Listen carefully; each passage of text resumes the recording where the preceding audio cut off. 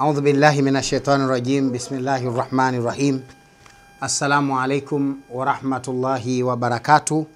Wapenzi watazamaji wetu, kwa majina naitwa Alhaji Dr. Sule, mkurugenzi mkuu wa taasisi ya Islamic Foundation, lakini pia kliniki za Sule Natural Medicine Clinic, muhadhiri wa dini ya Kiislam, na niko hapa leo kwa ajili ya kuendeleza kutoa taarifa muhimu na taarifa maalum kutokana na jambo kubwa ambalo tunatarajia kwenda kulifanya tarehe 16 na tarehe 17 mwezi huu wa 12 2023, jambo ambalo nafikiri wengi wenu mmekuwa mnalifahamu kwamba tunaelekea katika mdahalo mkubwa wa kiimani, mdahalo wa kisomi, mdahalo ambao unakwenda kuzijadili mada mbili.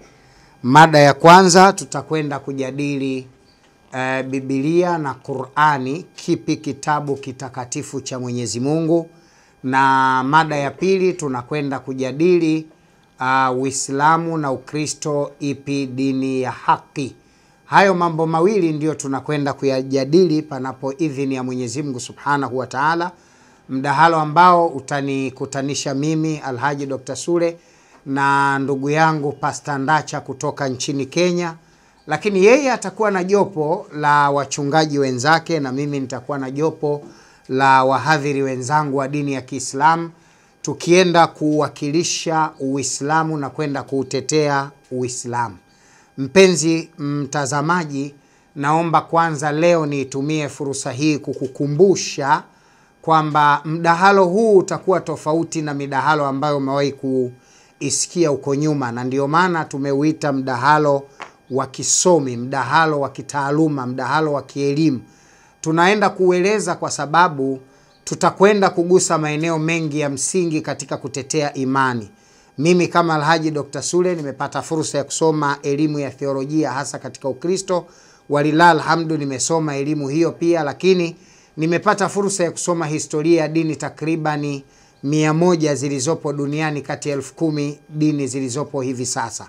Na Pastor Ndacha kwa upande wao wanaamini kwamba wana elimu ya kutosha ya theolojia. Kwa hiyo mimi binafsi nimekubali kuwa mwenyeji wa muhadhara ama mkutano huu au mdahalo huu, na ndio maana nimeridhia kuufanya nchini Tanzania. Mdahalo utafanyika katika ukumbi wa Sabasaba uliopo katika viwanja vya maonesho vya Sabasaba vilivyopo katika eneo la Mtoni, wilaya Temeke, jijini Dar es Salaam. Tarehe 16 na tarehe 17 mdahalo utafanyika kuanzia majira ya saa 2 asubuhi hadi saa 7 za mchana, na mdahalo huu tutakwenda kudahala katika kuelezea mambo ya kielimu. Kwa hiyo kwanza niwahakikishie Waislamu popote pale duniani kwamba msiwe na shaka, kwa idhini ya Mwenyezi Mungu tunakwenda kuchukua ushindi wa kishindo wa kuthibitisha kwamba Uislamu ndio dini ya haki na Qur'ani ndiyo maneno matakatifu ya Mwenyezi Mungu. Kwa sababu hata nilipokuwa naomba mdahalo huu mimi nilitamani kuwe na maudhui 3. Mada ya kwanza nilitaka iwe Christmas ni kuzaliwa Yesu, kwa maana Bwana Yesu amezaliwa tarehe 25 mwezi wa 12. Wao moja kwa moja mada hii waliikataa na wakaonyesha kwamba hawako tayari kuijadili mada hii. Sasa kwa nini walikataa? Wataenda kueleza katika viwanja vya mkutano, lakini mimi binafsi lazima nifundishe dunia kwamba Waislamu tunaposema dini yetu ni ya haki, tunayo misingi ya kuthibitisha hilo kwa evidence za kitaalamu kwamba kweli Qur'ani ni maneno matakatifu ya Mwenyezi Mungu na Uislamu ni dini ya haki aliyoichagua Mwenyezi Mungu Subhanahu wa Ta'ala. Uislamu ndiyo dini pekee inajitetea yenyewe kupitia kitabu chake. Uislamu ndiyo dini pekee duniani inajitetea yenyewe kupitia kitabu chake. Na naenda kutoa advice. Sisi kama Waislamu, ukisoma Qur'ani sura ya 3 aya nambari 19, Mwenyezi Mungu anasema inna dina inda Allahi al-Islam, dini ya haki mbele ya Mwenyezi Mungu ni Uislamu. Qur'ani sura ya 3 aya 19, Mwenyezi Mungu anasema dini ya haki mbele yake Mwenyezi Mungu ni Uislamu. Kwa hiyo Qur'ani inajitetea yenyewe na inautetea Uislamu wake kupitia Qur'ani yenyewe. Lakini mimi katika maisha yangu yote tangu nimeanza kusoma elimu ya theolojia from Genesis to Revelation, kutoka kitabu cha Mwanzo mpaka kitabu cha Ufunuo, sijawahi kuona aya Biblia ikitamka Ukristo ni dini. Na kwenda kuthibitisha hili, tutakwenda kulithibitisha uwanjani, na ndo mtakwenda kuthibitisha kwamba Uislamu ni dini inayojitetea kupitia Qur'an takatifu, na kwamba dini zingine zinajitetea kupitia maneno ya watu au kupitia vitabu vya watu wengine. Sasa kwa kawaida utetezi sahihi mtu anaufanya mwenyewe kwa kuthibitisha ukweli wa lile analolitambua. Na mkumbusha tu Pastor Ndacha ajue midahalo ambayo amewahi kufanya na wahadhiri wa Kiislamu ni tofauti na anaokwenda kufanya na Alhaji Dr. Sule. Alhaji Dr. Sule mwanatheolojia wa dini, anajua anachokisema, anajua anachokwenda kukipanga, anajua anachokwenda kukizungumza. Yani asitarajie yale aliyoyapata katika midahalo aliyopita atakwenda kuyapata katika ukumbi wa Sabasaba. Hili litakuwa la tofauti sana. Yani ajiandae kuutetea Ukristo kupitia kitabu chake. Yani ili aonekane msomi, ajiandae kuutetea Ukristo kupitia kitabu chake cha Biblia. Na mimi nataka kwenda kuutetea Uislamu kupitia kitabu changu cha Qur'ani. Na hapa ndo tutakwenda kuona kwamba je, Uislamu na Ukristo ipi dini ya haki. Na ndio maana katika dini hizi mbili tunajadili Ukristo na Uislamu. Naamini atakwenda kuonyesha kwamba Uislamu sio dini ya haki, na atakwenda kuonyesha kwamba Qur'ani sio kitabu cha Mwenyezi Mungu. Lakini cha ajabu mwisho, na atataka kuvitumia Qur'ani hiyo ambayo anataka kwenda kuisema sio maneno ya Mwenyezi Mungu, eti iwe ndio utetezi wa imani yake. Ni kuonyesha kwamba anakwenda kutengeneza mazingira ya sitaki nataka. Najua aya gani atazipita, aya gani anataka kuitumia, tafsiri ya mwandishi gani wa Qur'ani anataka kwenda kuitumia ili authibitishe Ukristo. Lakini nataka nihakikishie dunia, Pastor Ndacha hatothubutu kuhakikisha kwamba anakwenda kutoa aya ndani ya Biblia yake inayothibitisha Ukristo ni dini, iwe wa lugha ya Kiingereza, iwe lugha ya Kifaransa, iwe Biblia ya Kiyunani, iwe Biblia ya Kilatini, iwe Biblia ya Kiswahili. Hawezi kupata aya kupitia Biblia itakayozungumza kwamba Ukristo ni dini sahihi au ni dini ya haki. Hatopata aya hiyo ndani ya Biblia. Haya nataka niifundishe jamii na kuikumbusha dunia kwamba tunakwenda kufanya mdahalo wa kisomi. Hatutakuwa na kona. Tunataka vitu vimenyoka straight na watu waone ukweli juu ya imani tunayokwenda kuitetea.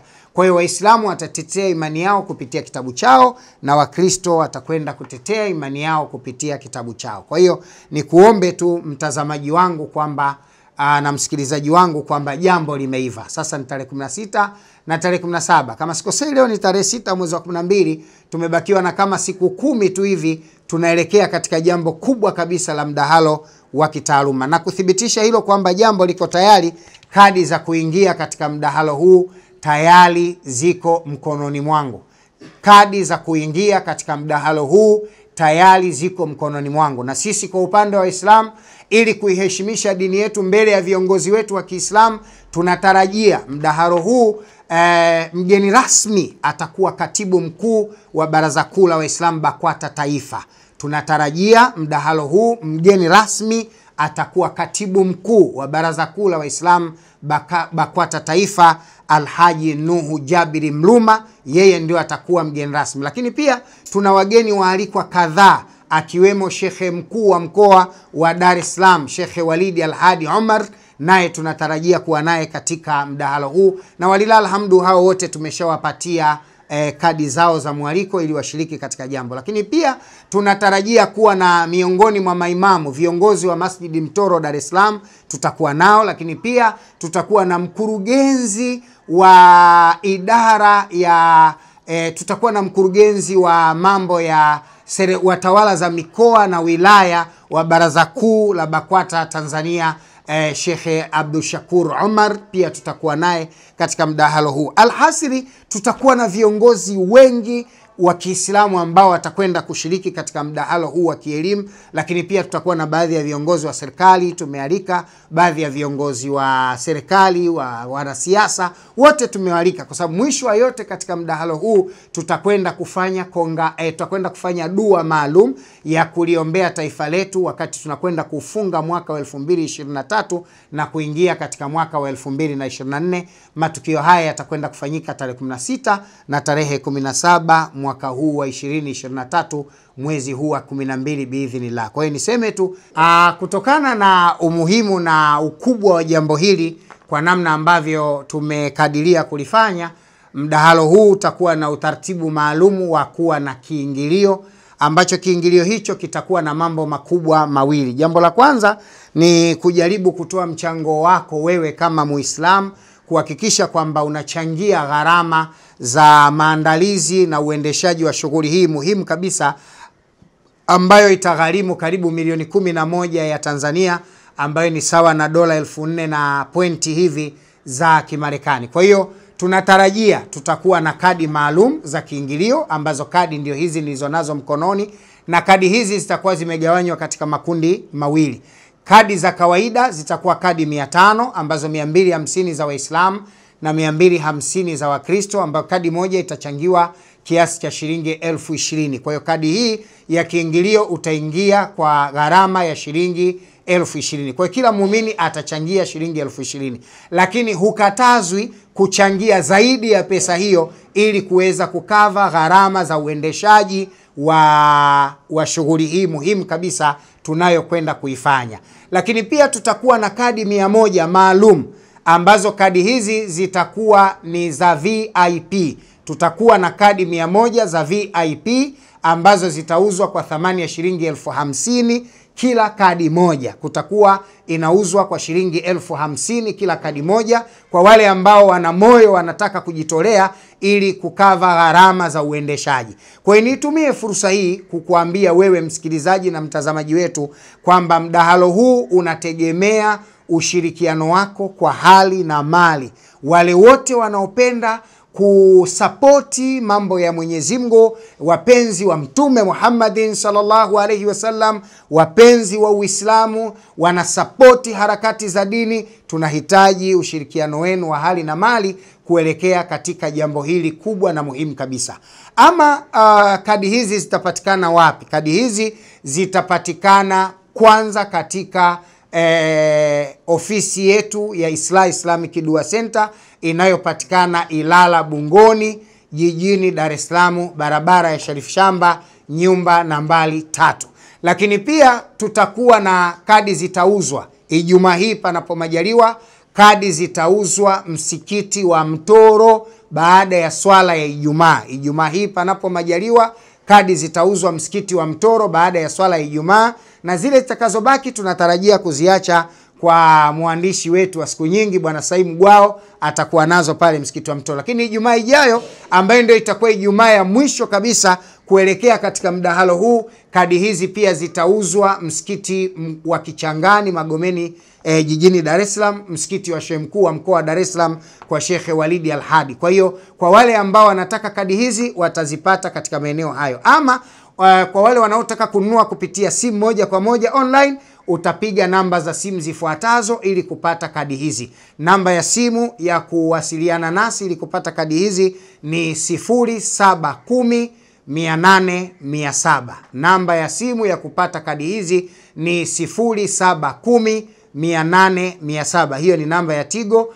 Au kwa wale walio nje ya nchi ambao pia wanataka kuchangia gharama za maandalizi ya mdahalo huu na kushiriki katika jambo hili la kheri la kutetea Uislamu, basi utabonyeza alama ya kujumlisha 255 710 800 700.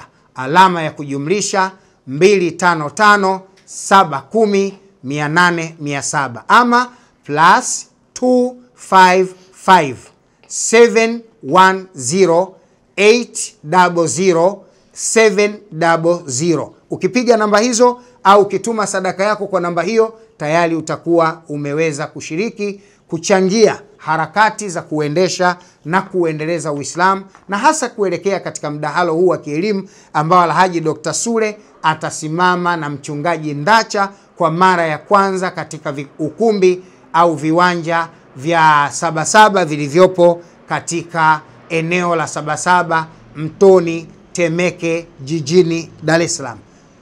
Mpenzi mtazamaji, nitumie fursa hii kukushukuru na kutupa muda wako wa kutusikiliza, lakini pia kuweka nia na kuthibitisha ushiriki wako kwa kununua kadi na kutoa sadaka yako.